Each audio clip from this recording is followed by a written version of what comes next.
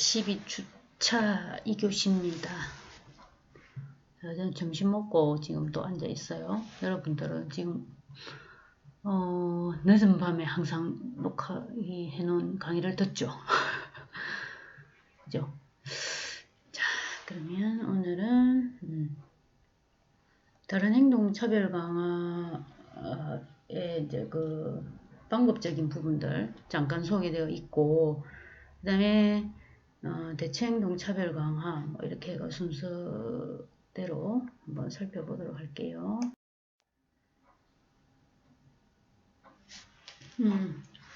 자, 결정하는 기준, 그죠? 시간 간격 길이를 결정하는 기준.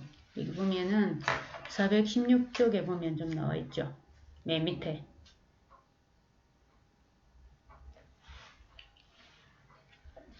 자, 여기 맨 밑에 위에 보면은 072 예시가 나오고, 다른 행동 차별 강화를 실행하기 위해서는 시간 간격의 길이를 이제 결정해야 된다. 기준을 만들어야 된다. 이렇게 설명을 하고 있어요.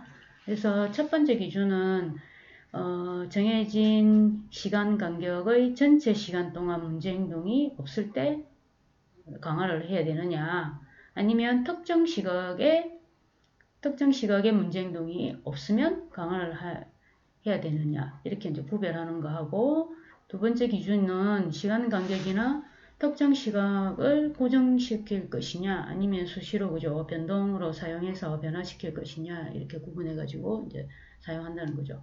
자, 여기에서 강화 기준 4가지 방법을 여기 여러분 슬라이드에 보면 이렇게 얘기를 하고 있어요. 정해진 전체 시간 간격 동안 문제 행동의 비발생으로 이제 기준을 하느냐, 변동하는 전체 시간 간격, 정해진 시간, 고정, 변동, 그죠? 그 다음에 정해진 시각이죠, 그죠?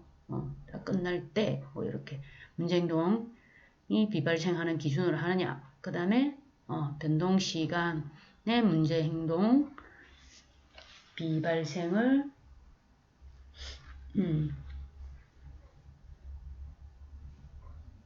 변동하는 시각이죠. 여기 잘못됐네. 시각의 문제행동 비발생하는 것을 기준으로 하느냐. 요거는 여러분들이 정하셔가지고 사용을 하시면 될 것 같아요. 이게 시각이에요. 그죠? 자, 교재에 더 정확하게 표기가 되어 있으니까 뭐 여기 이렇게 해도 여러분들이 교재를 같이 이렇게 공부하면 좀 더 수월하니까 좀 그렇게 사용하시면 돼요. 혹시 또 있잖아요. 그 책을 어디나 나는지 모르고 이렇게 하면 안 되겠죠. 그죠?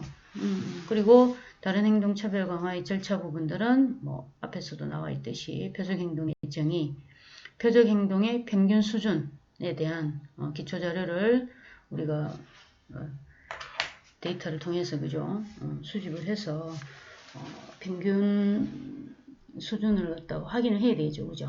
그리고 강화할 시간 간격의 길이를 결정하고, 성공적으로 수행하면 이제 강화를 해주고, 그리고 강화하는 시간 간격의 길이를 이제 점차적으로 이제 늘려가고, 자, 이런 이제 단계별로 절차를 통해서 차별 강화를 이제 다른 행동 차별 강화 부분들을 잘 이제 실행을 해주시면 되겠죠, 그죠?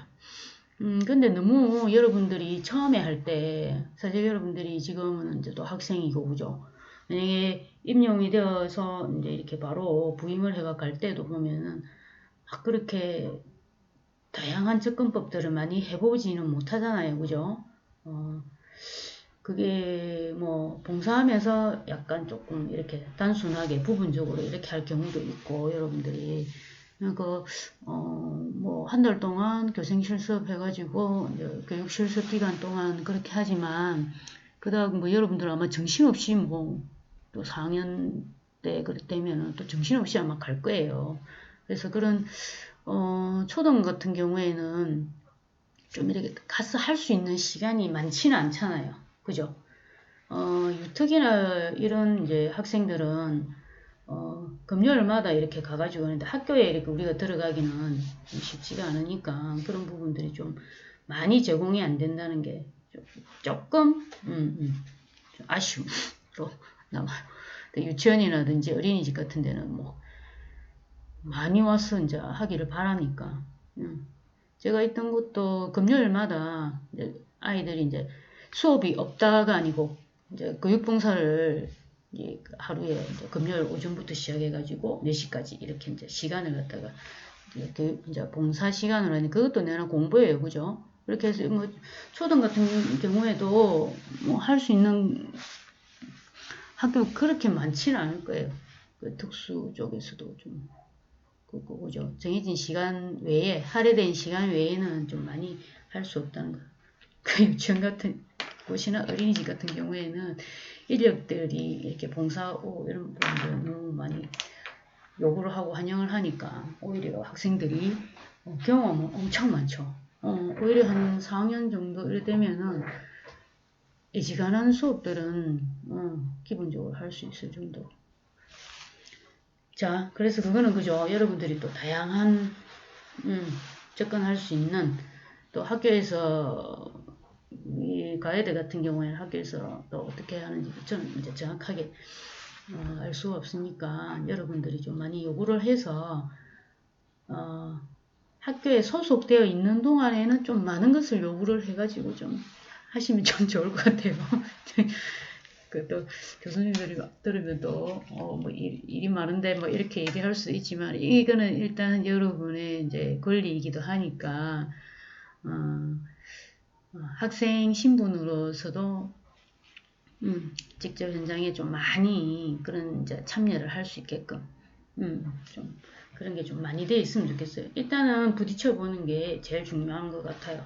그래서 다른 것도 뭐 있겠지만은 뭐 이론적이고 학습적인 부분들은 아주 짧은 시간 동안 쫙 초약해가지고 여러분들이 퍼펙트하게 공부를 하면 되고 계속 이게 경험에 비주어 가지고 이런 부분들을 기법들을 다양하게 써보시는 게 좋죠. 그리고 논문들을 좀 많이 여러분들이 참고를 좀 하면 좋겠어요. 우리 여기 책에도 이제 외국 논문은 여러분들 좀 보기가 힘드니까 우리나라 것도 많이 나오죠. 그죠? 중간중간에 이제 학자들 막 얘기하는데 여기에 보면은 부록이나 이런 곳에도 그 관찰의 일지라든지 다양하게 기법적인 부분들을 그 부록에 이렇게 수록이 되어 있으니까 그런 것도 참고해가지고 여러분들이 좀 사용하고 그래서 선행 연구들을 좀 많이 보면은 여러분들이 이럴 때 좀 고민하는 것보다는 많이 찾아서 보는 게 좋아요. 여러분들이 고민한다 해가지고 다 해결되는 게 아니잖아, 그치? 물론 많이 아는 친구들도 있지만은 많이 안다고 해가지고 사실 저도 그렇거든요. 임상은 뭐 십수년 동안 막 이렇게 다양하게 해왔지만은 결국 여러분들한테 다양한 이런 기법들을 다 적용해보지는 못했거든. 사실, 리얼. 거짓말이 아니고 이론적인 부분들로 이런 원리들을 가지고 있다 이렇게 하지만은 다 사용하지는 않는다는 얘기죠. 그것도 선호도가 있을 수도 있겠죠, 그죠? 그래서 여러분들도 그런 부분들을 가지치기 해서 임용할 때는 다 공부해야 돼. 여기 보면은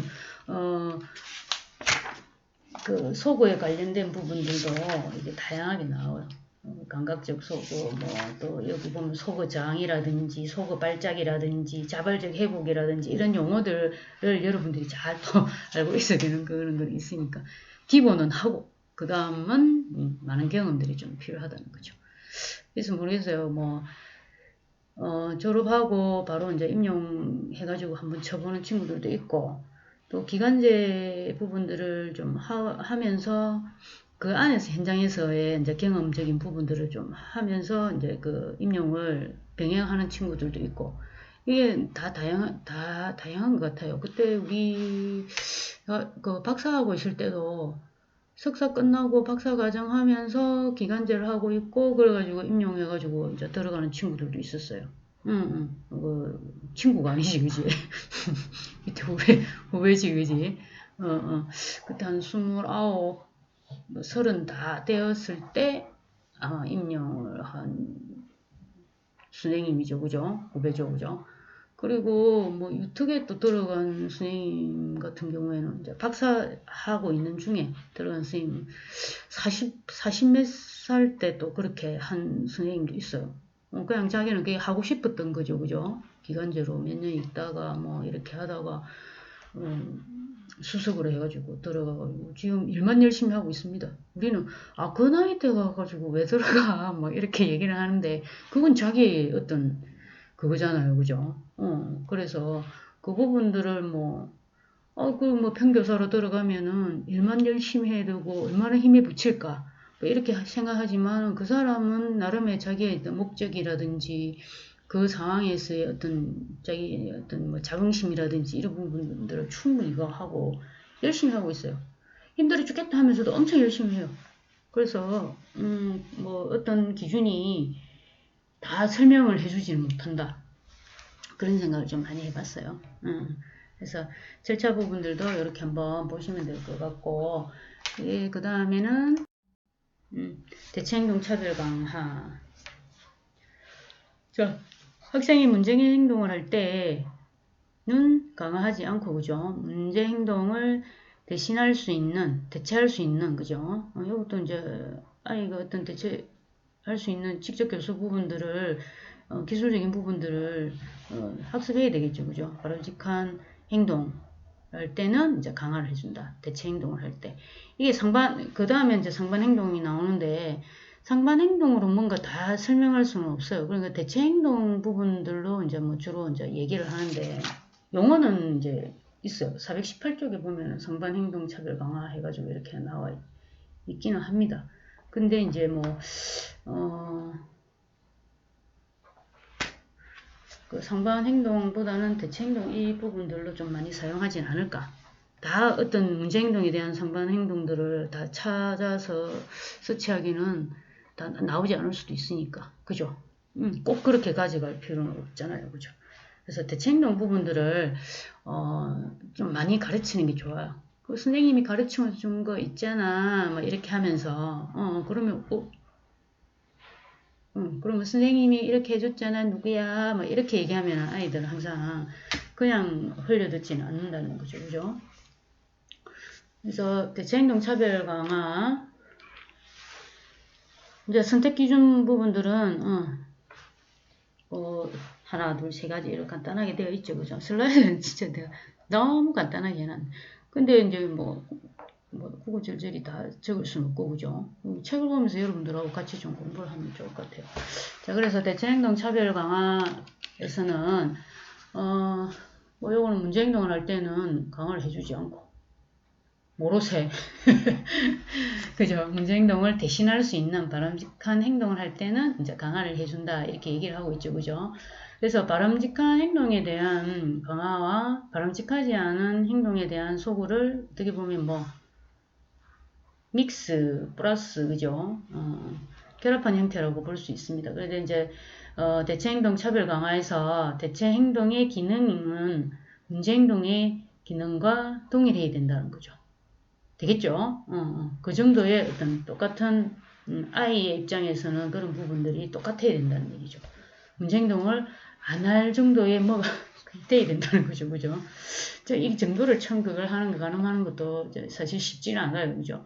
그래서 대체행동은 문제행동을 통해서 학생이 얻을 수 있는 것과 동일한 결과를 가져올 수 있어야 된다. 그게 이게 이제 대체행동과 문제행동의 기능이 동일해야 된다는 이야기예요. 그죠? 그래서 대체행동 차별 강화는 바람직하지 않은 행동의 목적은 인정은 되는데 뭘 하면 안 돼. 그런 표현을 하면 안 돼.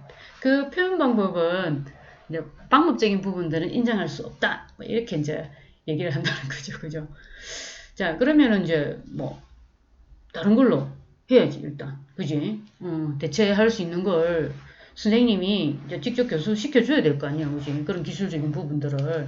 그래서 대체 행동 차별 강화는 문제 행동 대신에 바람직한 의사소통 기술을 지도하는 기능적 의사소통 훈련과 함께 이루어질 수 있다. 이 얘기 여러분들 많이 들어봤잖아요. 그죠? 문제행동도 어떤 기능을 한다고.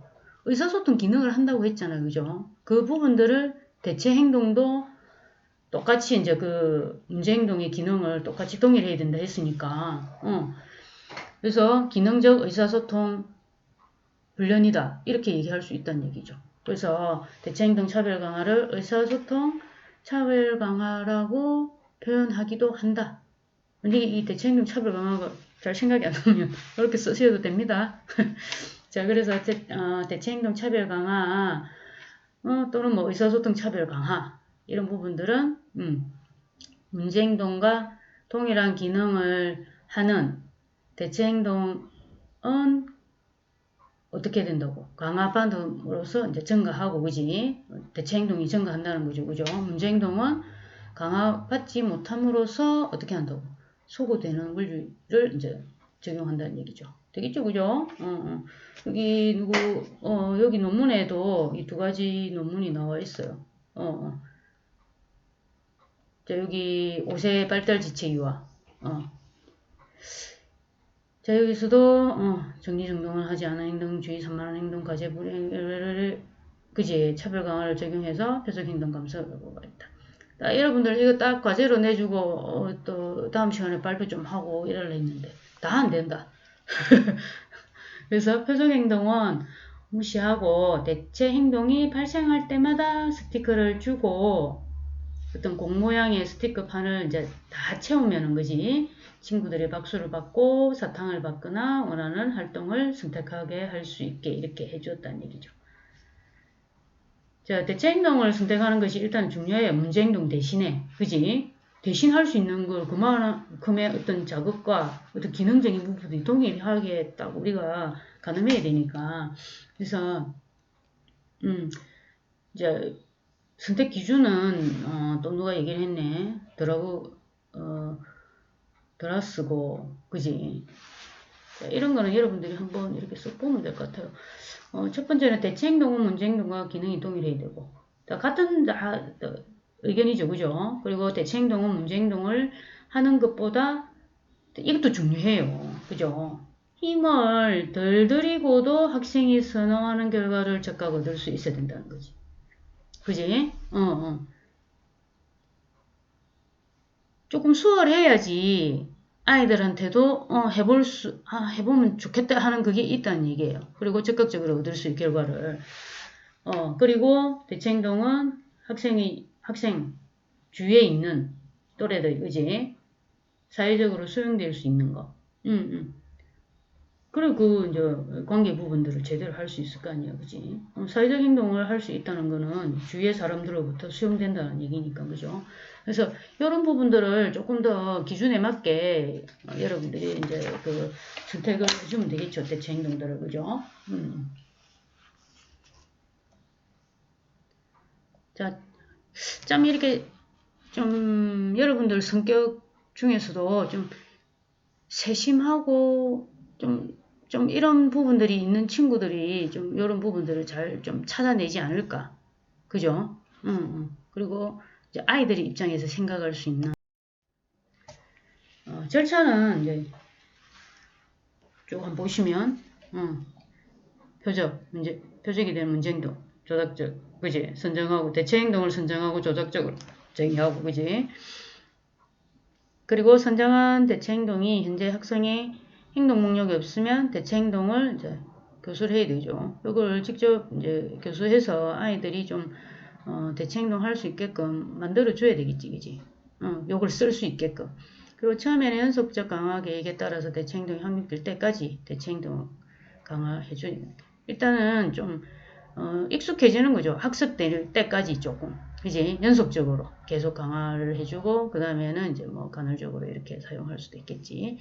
그리고 부적절한 행동이 발생하면, 소구를 적용하거나 부적절한 행동이 지속되면 최소한의 이제 처벌도 사용할 수 있게끔. 자, 이런 것까지도, 그죠? 왜냐하면은, 이런 부분들이 대체 행동으로 여기에서처럼 절차처럼 잘 되면 좀 상관이 없겠죠, 그죠? 근데 여기에 이제 적용 약간 보통 보면은 문제 행동을 보이는 경우에는 관심이잖아요. 주가 관심이에요. 관심 아니면은 좀 회피하기 위한. 그래서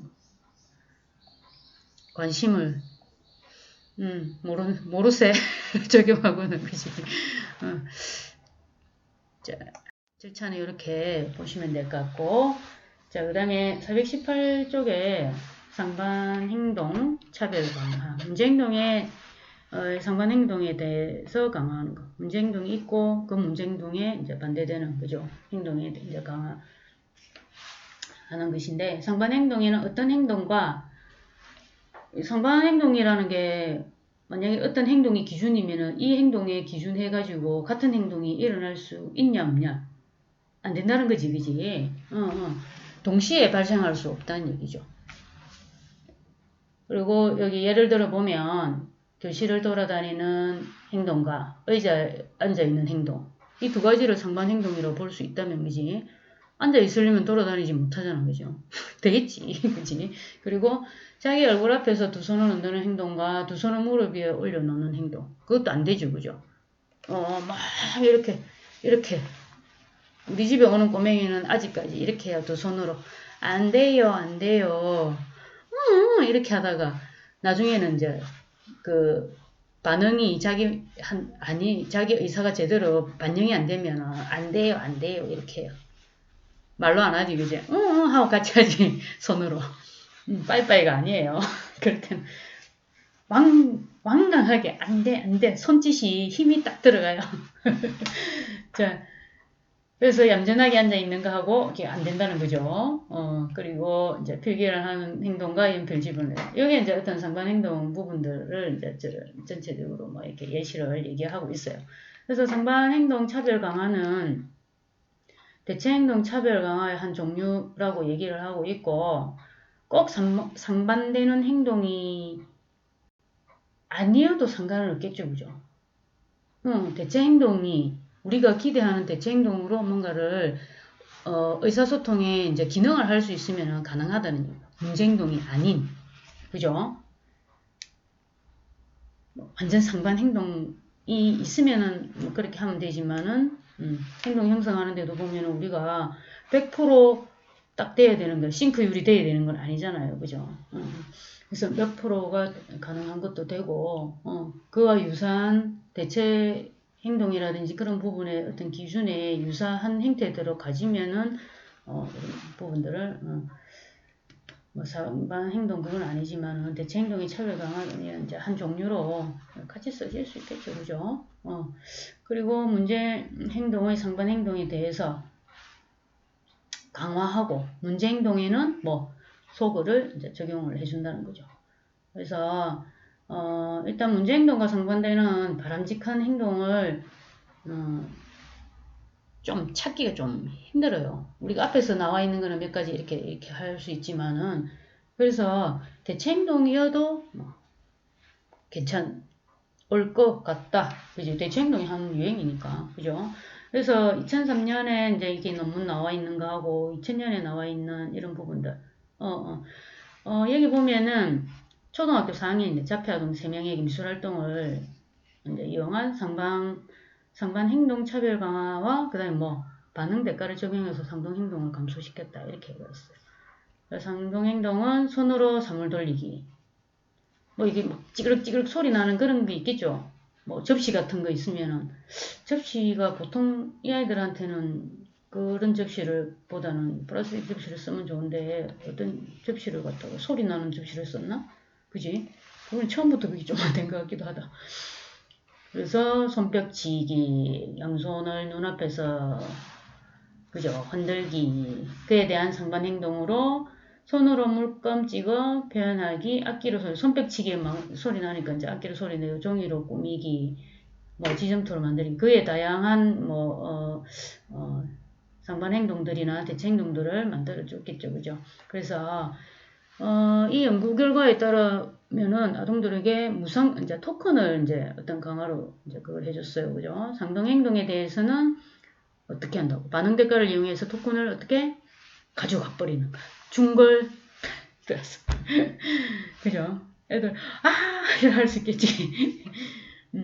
반응 대가를 적용하고 일단은 선생님하고 약속이 되어 있으면 한 번 더 이렇게 지금 그러면은 어떻게 해야 돼? 아니면은 아이들이 선생님한테 이제 주기도 하겠죠, 그 토큰을. 반응 대가를 이제 적용했어요. 그래서 상반 행동에 대해서는 강화제를 주는 차별 강화를 적용하고 상동 행동이 감소되었다고 이제 이렇게 선행 연구에서 이제 뭐 어떤 유의미한 그런 자료들이 데이터들이 나왔다는 거죠.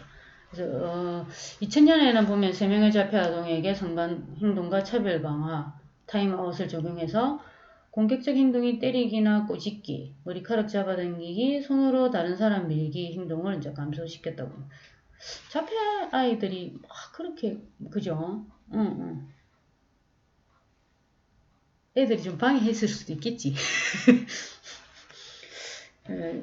뭐 말없이 뭐 옆에 있는 친구 거 뭐 이래 자기가 필요할 때 탁 가져오고 뭐 이런 거는 좀 있긴 한데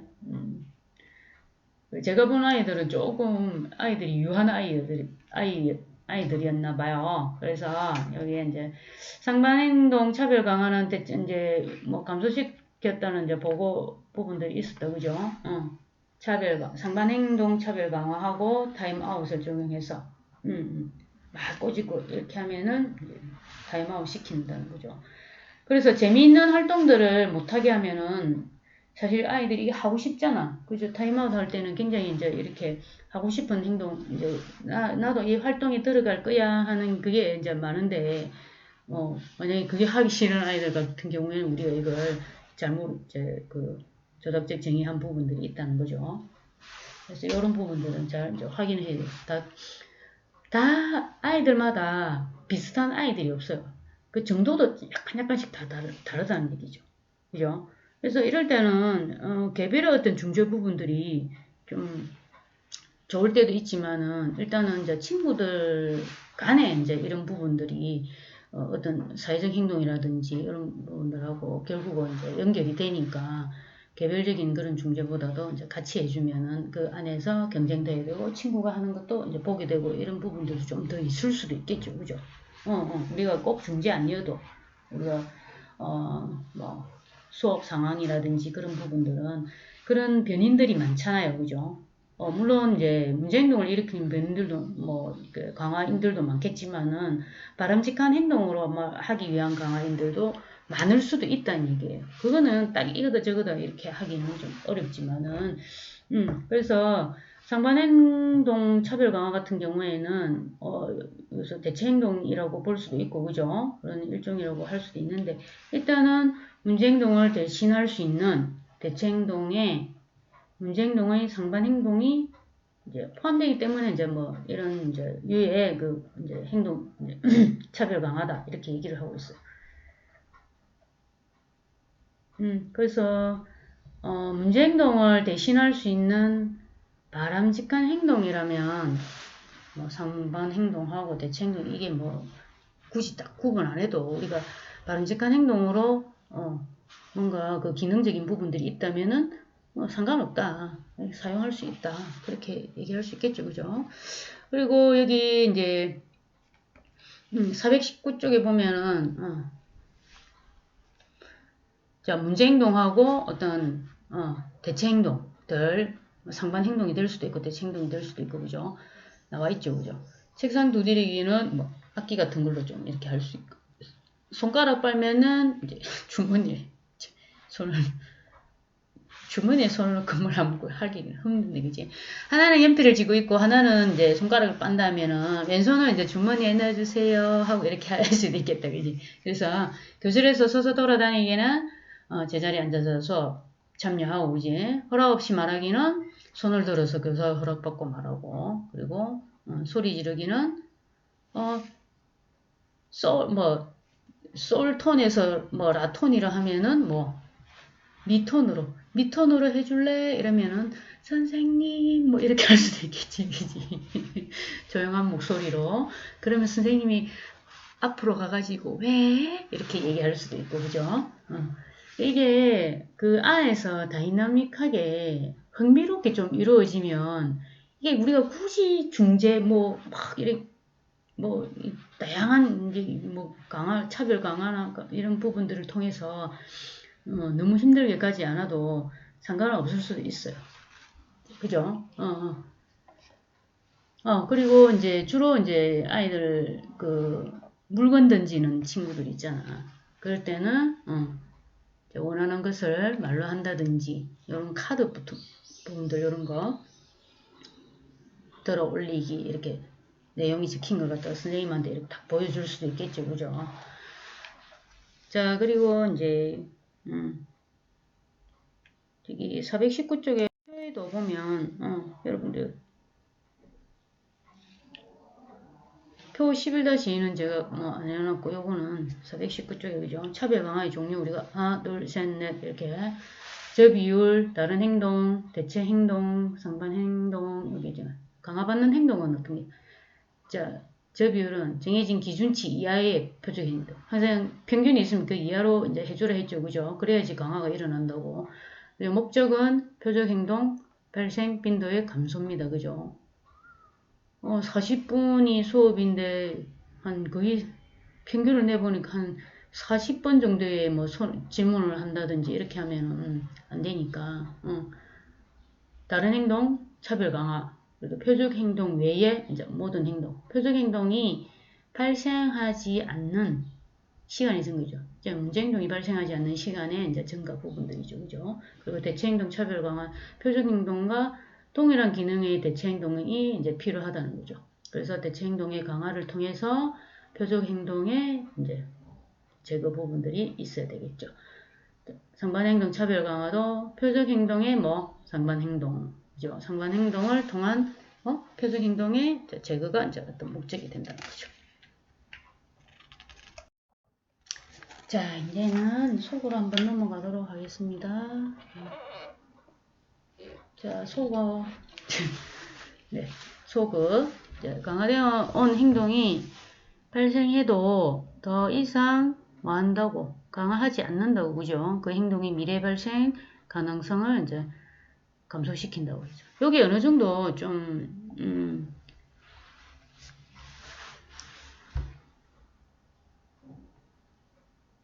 좀 뭐라 해야 되나 우리 몸이 좀 익숙해져가 좀 있어야 돼요. 그죠?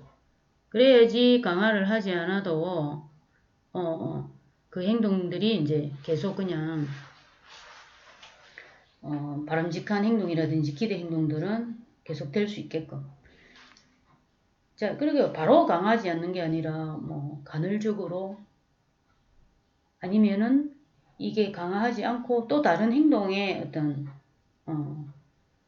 반동 형성을 통해서 뭔가 할 수 있게끔 그렇게도 좀 많이 합니다. 이게 하나만 이렇게 딱 하다 보면은 아이들이 좀 흥미가 없고 또 자기가 잘하는 것에 대한 뭐 이게 계속 없으면은 어떨 때는 아이들이 물어보기도 해요. 선생님 왜 그 언제 칭찬 안 해줘요? 막 이렇게 나는 칭찬 받는 게 좋은데 이렇게 하는 친구들도 있어요, 여러분들. 그게 이제 아이들 마음이에요. 여러분들도 나도 그런 생각 많이 들던데 나는 뭐 잘하니까 왜? 잘하면 뭐 얘기도 한 번이라도 얘기해주면 안 돼? 뭐 잘한다고? 뭐 이렇게 의문을 제기할 때도 있습니다. 자, 그래서 이게 속어란 자 420조 바람직하지 못한 문제 행동이 유지되게 하는 것으로 보이는 강화 요인을 이제 제거해주고 문제 행동을 감소시키는 기법이다 이렇게 했어요. 속어는 문제 행동 감소를 위해서 교실에서 흔하게 이제 사용되는 이제 중재기도 하죠, 그죠? 그래서 스키너가 또 이제 얘기한 게 있네, 그죠? 속어를 강화제가 더 이상 주어지지 않으면 반응은 점점 줄어드는 현상이라고 했어요. 속으니까. 속으라는 용어가 자, 어떻게 쓰여지느냐에 따라서 그죠? 미래 행동의 어떤 발생 가능성을 줄여주는 거니까. 뭐 관심을 뭐 이렇게 하다가 처음에는 뭐 반응을 해주다가 그 부분들이 뭐 잘못 쓰여질 경우에도 우리가 문제가 되는 거죠, 그죠? 그래서 우리가 일반적으로 속어가 뭐 단순히 어떤 행동을 막 아이가 얘기하는데 그 행동에 대해서 차단 이렇게 뭐 무시라고 생각하는 경우가 있어요. 없지 않아요. 여러분들 그렇게 생각 안 했나? 그거는 뭐 바람직하지 못한 생각이다. 그래서 속어는 우리가 행동에 대한 강화인 있잖아. 강화 요인을 제거해 주는 거라고 이제 여러분들이 이제 제대로 아시면 될 것 같아요. 그죠? 그래서 만약에 관심이 강화인이라면은 관심을 제거하는 것이 속어를 적용하는 것이 될 것이고, 그죠?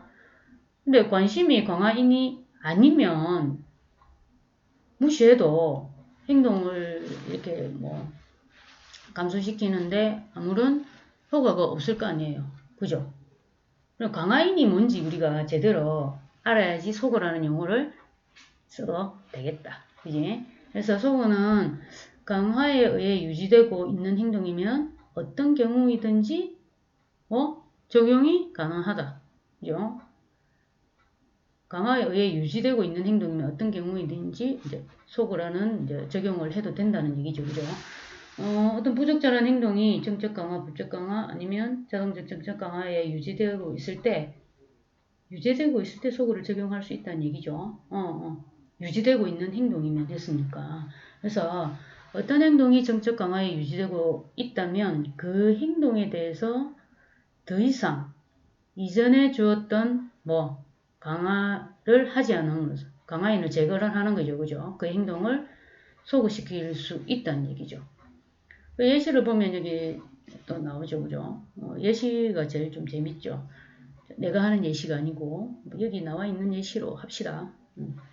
그래서 교실에서 여학생을 괴롭히는 수환이가 여학생을 많이 괴롭히는 거예요. 수환이의 괴롭힘 행동에 대해 여학생들이 어떻게 하겠어? 막 소리 지르고 막 이렇게 하겠죠. 짜증, 나 몰라, 싫어, 싫어, 막 이렇게 하면서 어떤 제가 이런 거 아마도 싫은 거예요. 애들이. 제가 나보고 자꾸 예쁘다 해서 짜증나요. 막 이렇게 하는 친구들도 있어요. 예쁘다 하면 고마워해야지 이렇게 하는 선생님들도 있는데 그건 뭐 X 안 될 말씀이죠. 그 아이가 기분이 나쁘면 기분 나쁜 거예요. 자, 그래서 여학생들이 막 짜증내고 막 이렇게 울고 막 이렇게 하는 거죠. 그죠? 그러니까 이렇게 이제 반응을 하니까 자, 수환이는 어떻게 되고 정적 강화로 작용해서 그 괴롭히는 행동을 이제 계속 하겠죠. 그죠? 그런 경우에 여학생들이 수환이의 괴롭히는 행동에 대해서 어떻게 하면 강화인을 제거하면 어떤 반응을 보이지 않게 되면 수환이의 행동은 감소된다는 거죠. 그래서 우리 아이들이 속어를 쓸 수도 있다는 얘기예요. 그래서 선생님이 얘기를 하면 얘들아 이럴 때는 우리가 그렇게 하자. 이렇게 해도 속어의 어떤 그죠 기법들을 쓸 수 있는 거죠. 그래서 어떤 행동이 또 이제 어떤 정적 강화뿐만이 아니라 부적 강화에 의해서도 이제 유지될 수 있다고 얘기를 하고 있습니다. 그래서 행동을 해도 더 이상 혐오 자극 자체를 그냥 그대로 남겨두는 거예요. 제가 하지 않고. 그러면 혐오 자극을 회피하지 못하도록 해야 되니까 그 행동이 감소될 수 있다는 거죠. 여기 이제 예시를 보면 음식을 거부하는 아이가 숟가락과 밥그릇을 밥 먹기 전이니까 숟가락 휙 던지고 밥그릇을 휙 던지고 그죠. 숟가락 밥그릇 던지는 행동 같은 경우에는 사실 그 아이만 만약에 급식소에서 그런 행동을 한다. 그걸 좀 아니겠지. 이제 숟가락하고 받아 올려놓고 그렇게 하는 건 아니지만 어떤 식사 관련 기본 이제 예의라든지 식사의 기본적인 규칙들이라든지 이런 분들을 만약에 한다 이렇게 하면 그죠. 그래서 요 같은 경우에도 요 이제 숟가락이나 밥그릇을 던지면은 음식을 먹지 않도록 일단 허락을 해주고 음식을 치워주는 것으로 음식 거부 행동이 강화된 경우에는 음식 거부 행동을 해도 음식을 조금이라도 먹지 않으면 어떤 다른 활동도 허락하지 않게 해준다는 거죠. 그래서 음식을 먹어야 하는 이 혐오 상황을 피할 수 없게 해주는 거죠. 혐오 자극을 회피하지 못하도록 하는 거죠. 조금이라도 먹어야 된다는 거지. 아니면 선생님이 숟가락으로 떠주는 것이라도 이제 이렇게 먹어야 된다는 거죠. 그래서 음식 거부 행동을 억지로 감소할 수 있겠지. 다른 행동을 못하니까. 우리 밥 먹고 나서 야외 활동 모래놀이 할 거야. 이런 모래놀이 엄청 좋아한다. 그러면 그죠? 어쩔 수 없이 밥을 먹게 되겠죠. 자, 사실 우리 아이들이 여러분들도 막 이제 기본 이제 규칙이라든지 뭐 학교 생활에서의 규칙이라든지 이런 부분들을 할 때 하기 싫어도 해야 되는 경우들은 항상 더 많아요. 맞죠? 여러분들도 마찬가지잖아. 세수 안 하고 학교 가고 싶은데 세수하고 학교 와야 되죠. 그죠? 근데 사범대 학생 같은 경우에는 머리 안 감고 학교로 와야 되는데 머리에 기름이 있으니까 어떻게 해요? 모자를 쓰고 오죠. 근데 이제 모자를 쓰고 오면 와서 교실에 앉아 있으면은 수업 태도에 감점이 돼요. 그죠? 그러면 모자를 쓰고 올 수가 없죠. 그러면 머리를 감아야 된다는 거지. 저 요거하고는 좀 그렇지만 머리 안 감진 않잖아. 그건 아니지만 그래서 그런 행동 하나하나들이 아주 이제 쉽기도 하지만은 좀 이런 부분들에서 우리가 소거할 수 있는 강화인을 제대로 확인을 해서 그 부분들을 이제 거부 행동이라든지 문제 행동들을 감소시킬 수 있게끔 효율적으로 사용할 수 있게끔 그 기법들을 잘 사용을 해야 된다는 거죠.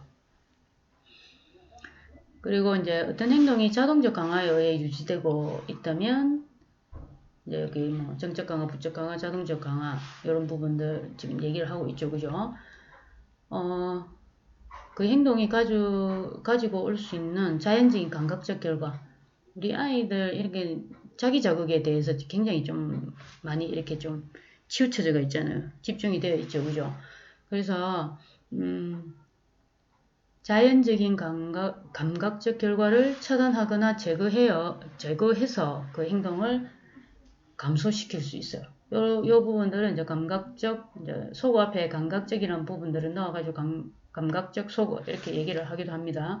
그래서 감각적 소거의 경우에는 문제 행동이 청각, 시각, 전증각에 의해서 강화되어 나타날 경우 감각 자극을 제거해 줌으로써 문제 행동을 감소시키는 기법이라고 아시면 될 것 같아요.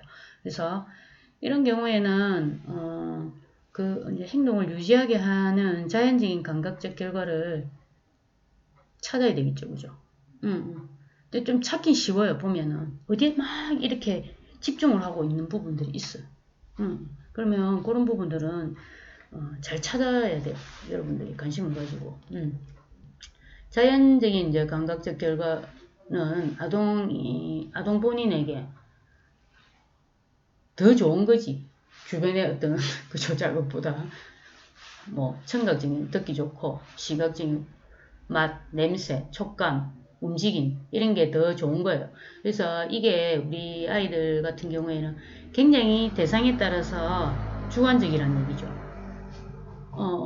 아이마다 다 다르다는 얘기예요. 그래서 어떤 행동이 자연적인 감각적 결과에 유지되고 있는지 주의 깊게 이제 관찰해가지고 우리가 파악을 할 수 있어야 된다는 거죠.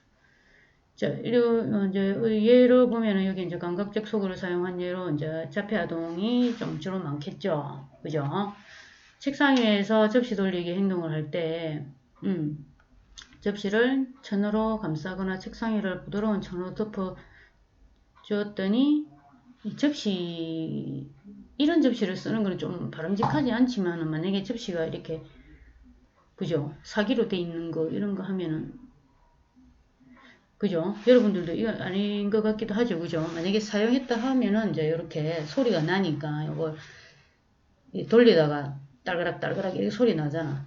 그런 청각적 자극이 이렇게 뭐 위에 뭘 덮어 놓으면은 안 나잖아요. 그죠? 그리고 굳이 천으로 접시를 싸가지고 그렇게 할 필요는 없지. 그죠? 요즘 일회용 접시 잘 나와요. 소리도 안 나요. 플라스틱 얇은 접시도 그래 소리 안 나요. 거의 소리 안 나요. 그죠? 이런 거는 좀 제대로 사용하면 될 것 같아요. 그죠? 그리고 이제 이와타 같은 경우에도, 기능 분석을 한 결과, 이제 여기는 발달장애다. 그지? 그래서 강화인이 서로 다르다는 것을 이제 발견했다는 거죠. 강화인이 다 달라요. 보면, 여러분들.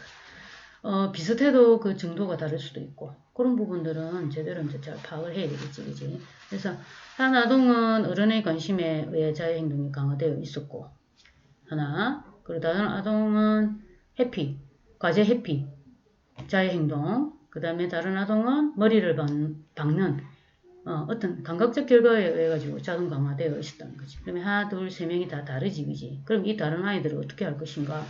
자, 첫 번째는 어떻게 했냐면은 어른이 어떤 반응을 주지 않고 머리를 박지 않을 때는 관심을 주도록 하였다. 그죠? 어른이 뭐 관심, 그죠? 아이고, 그러면 안 돼, 막 이렇게 막 했겠지, 그지? 근데 좀 위험하긴 하지. 머리를 박으니까, 그지?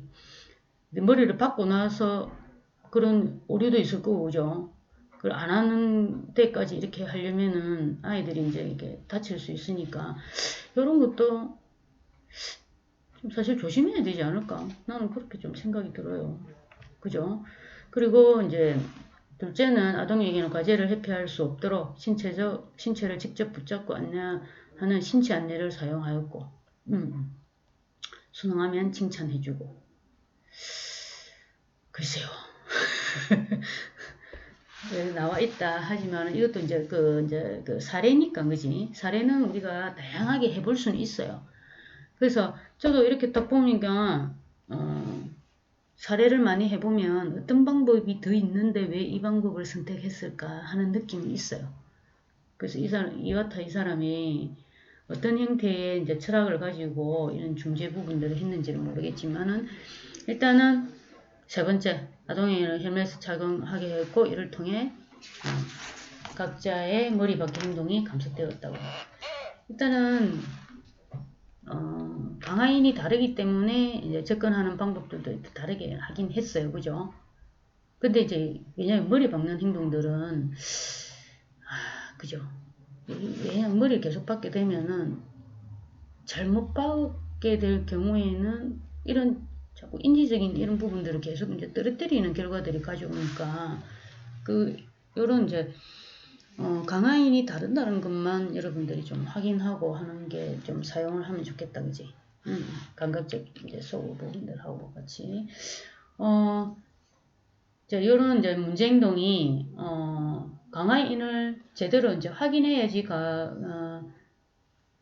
강화인을 제거해줘야지 그런 문제행동들이 이제 감소한다. 이렇게 얘기를 하고 있죠. 그죠?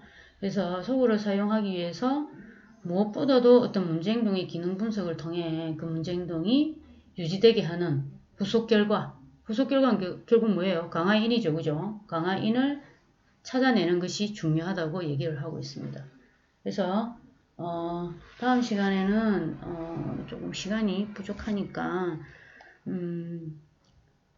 소고 사용의 장점, 주의점, 이거 제한하는 부분들 하시면 될 것 같고,